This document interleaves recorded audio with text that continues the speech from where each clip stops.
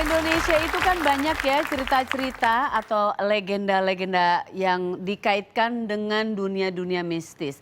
Misalnya ini semua pasti tahu tentang Ratu Kidul. Ya, Ratu Kidul. Kalau kita kan tahunya jangan ke laut itu pakai baju ini nanti ini Ratu Kidul itu begini-begini. Ada yang bilang itu cerita aja, tapi ternyata legenda ini katanya bukan sekedar mitos. Ini ada gambarnya. Jadi seorang peneliti dari Lembaga Ilmu Pengetahuan Indonesia, Dr. Eko Yulianto menghubungkan kejadian tsunami dengan legenda Nyi Roro Kidul. Ini nggak usah diginiin kali ya, aku takut ada apa sih yang mau. Jadi hal ini bahkan sudah pernah dibahas saat Kongres Paranormal di Paris di tahun 80-an. Jadi kawasan pantai selatan yang katanya dikuasai oleh Nyi Roro Kidul berhadapan langsung dengan Samudra Indonesia yang merupakan zona subduksi atau tabrakan lempeng bumi. Jadi kejadian tsunami itu sudah diprediksi pada saat itu. Katanya ada hubungannya dengan Ratu Kidul. Boleh nggak sih lampunya dinyalain aja, ganggu banget ya ini.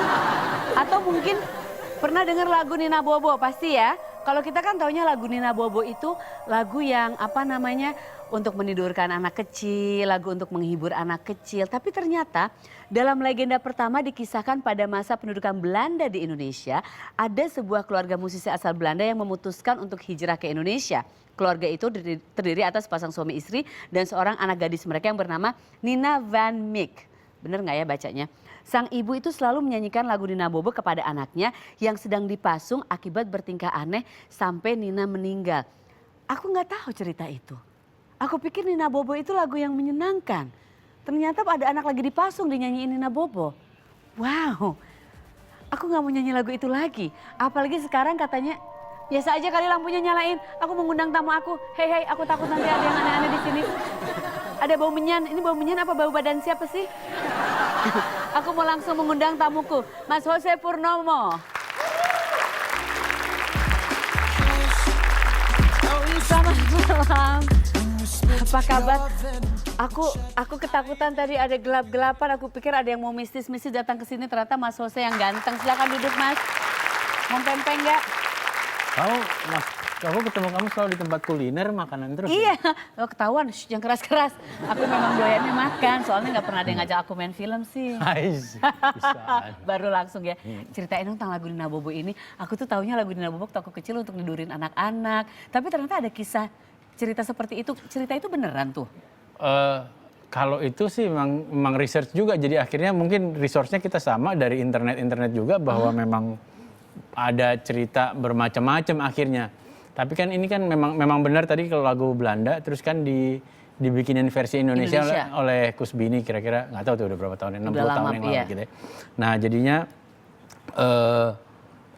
muncul banyak cerita-cerita, tapi saya kira memang mungkin sekali ya menjadi satu hal yang dalam quote unquote jadi kayak manggil setan gitu, karena memang lagu ini kan aku duduknya deket sini ya gue takut. Lagunya kan emang membuai gitu ya, jadi Nina Bobo. Ini nanti jadi akibatnya kayak baca centing jelangkung gitu. Jangan ngomong gitu, aku takut banget. Jadi jelangkung ini filmnya si Nina Bobo ini tentang ini. Jadi jadi kalau kita nyanyi lagu Nina Bobo nanti datang, ceritain dong sedikit aja deh filmnya, boleh nggak? Oke, ini sebenarnya kalau bicara konsep sebenarnya kan dulu David Fincher nih sempat mau bikin film Lullaby judulnya.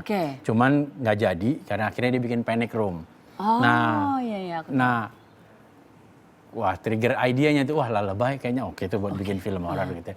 Nah, wah Nina Bobo nih jadinya kan Nina Bobo. Terus research, nah akhirnya ketemu yang bermacam-macam. Jadi emang lebih serem dari Lullaby versi si Chuck Palahniuk yang nulis gitu. Nah akhirnya ya udah deh tawarin ke Rapi Film. They were so excited dan terus kita kerjain. Ini ceritanya ada satu anak yang ketika dia berumur 7 tahun seluruh keluarga dibantai habis gitu, mati gitu ya. Dia percaya itu ada makhluk halus gitu yang akibat dari makhluk halus gitu. Anak ini mengalami post traumatic terus muncullah kita punya main karakter itu yang Revalina.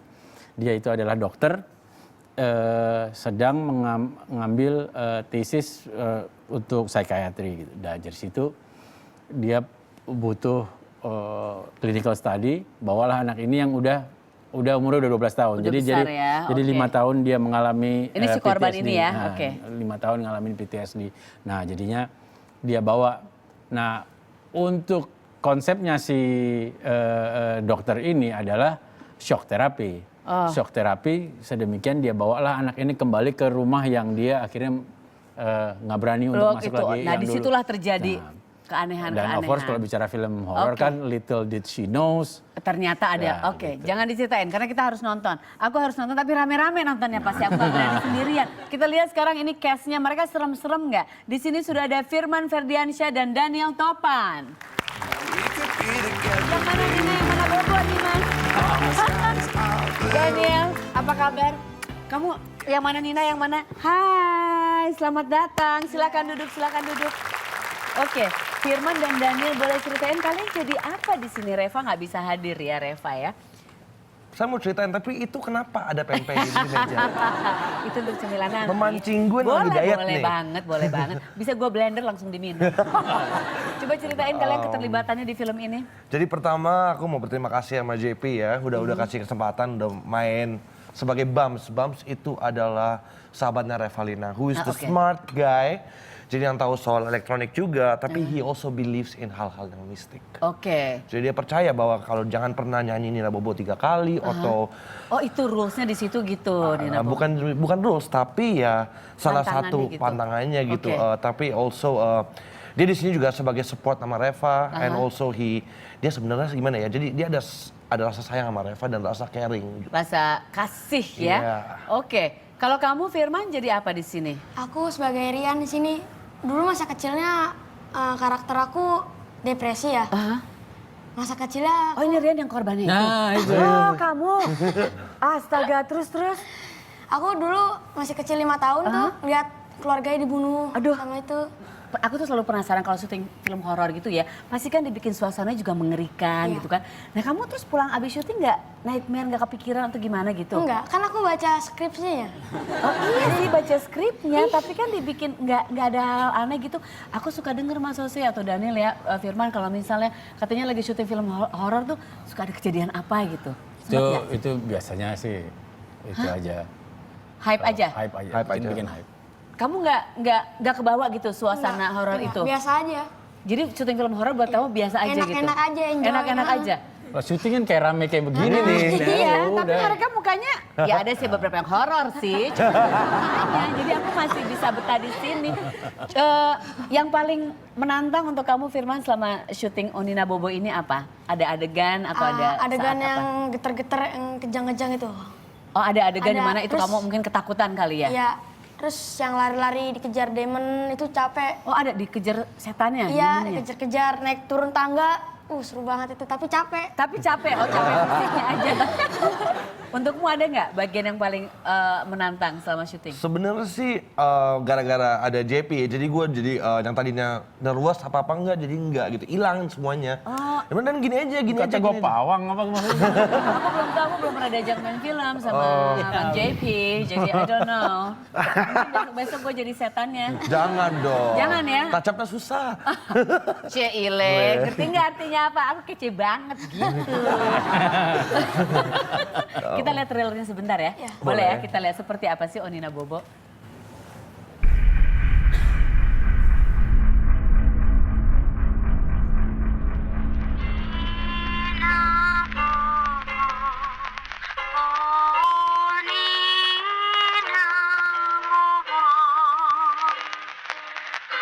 Harus tidur nanti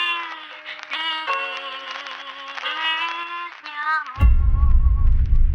Dokter Karina, proposal kamu disetujui. Jadi kamu boleh bawa anak itu. Hasil keputusan cuma memberikan kamu waktu 2 minggu. Kalau Rian belum bisa terima keluarganya mati, arwahnya akan gentayangan.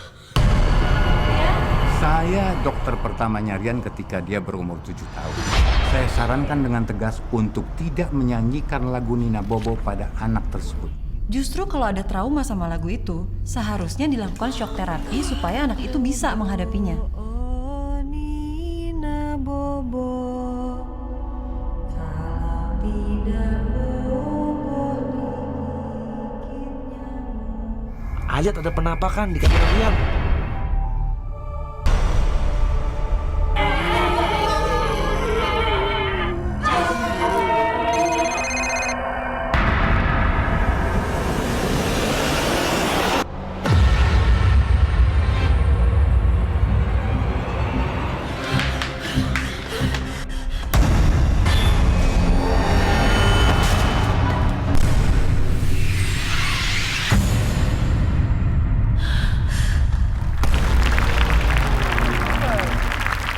Wow, keren. Ada efek-efek The Demon-nya itu ya. Wow, itu casting Demon-nya pasti susah. Ada tiket loh untuk nonton film ini. Langsung aja ke Twitter. Jawabnya di Twitter @sarasan_net dengan hashtag #onbonsarah. Onbon? ONB, ONB, Onina Bobo. Aku Onbon bacanya. ONB, Onsarah. Ya, pertanyaannya adalah siapakah pemeran utama wanita dalam film Onina Bobo? Gampang banget ya. Duh, Revalina tuh cantik banget ya. Oke, langsung dijawab ke Twitter @sarasan_net. Jadi ini bisa ditonton kapan sih filmnya? Ini udah mulai dari kemarin. Iya. Feedbacknya sih bagus sekali. Kalau dari kemarin ininya udah apa namanya, nggak ada orang yang akhirnya ya sesuai harapan lah. Semua komennya Semua keluar begetar-begetar. Begitu. Ini kemarin nonton. Kemarin pas aku nonton sama teman-teman, ini Iya. kayaknya gue nggak cukup tapi nggak apa-apa gue simpen. Jadi pas aku nonton kemarin 5 orang sempat keluar dari teater. Walk out. Walk Karena out. tapi kalau orang walk out di tengah-tengah lagi nonton horor itu termasuk sukses nggak Mas Jose? Kan ketakutan, sukses dong. Sukses dong. Yang penting tiket udah bayar toh. Oh ya, itu udah bayar, jadi nggak apa-apa. Firman, terima kasih. Hadiah untuk kamu. Nonton weekend ini. Hey, siapa yang mau ngajak aku nonton? Ayo, ajak aku nonton. Kamu ngajak aku nonton? Berdua deh. Ayo. Berdua ya? Kita Plus pegang-pegang. pempek, plus air dari Maksar Sehat. Oh asik, oke. Aku diajak nonton. Terima kasih semuanya. Kita ketemu lagi besok di Sarasehan. Thank you, Mas.